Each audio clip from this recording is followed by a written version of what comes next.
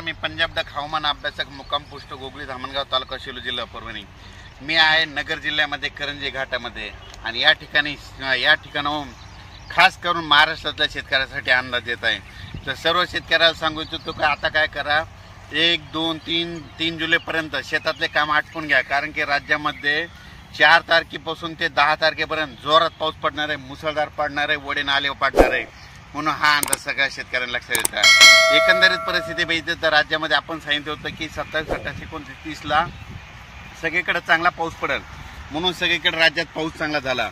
आता सर्व शेतकऱ्याला सांगू इच्छितो की राज्यामध्ये आता जवळपास 1, 2, 3 दरम्यान भाग बदलत पाऊस पडणार आहे। आता सरी पावसाच्या सुरुवात होणार आहे, म्हणून ह्या 3 दिवसामध्ये लक्षात घ्या। म्हणजे 1 जुलै, 2 जुलै, 3 आणि 4 जुलैपर्यंत राज्यामध्ये आता सरीचा पाऊस येणार आहे, म्हणून हा अंदाज लक्षात घ्या।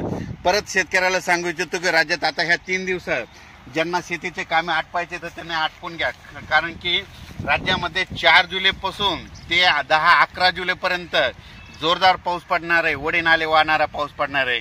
ठिकठिकाणी छोटे छोटे तळे असतील तर त्याच्यामध्ये पाणी येणार आहे, म्हणून हा अंदाज लक्षात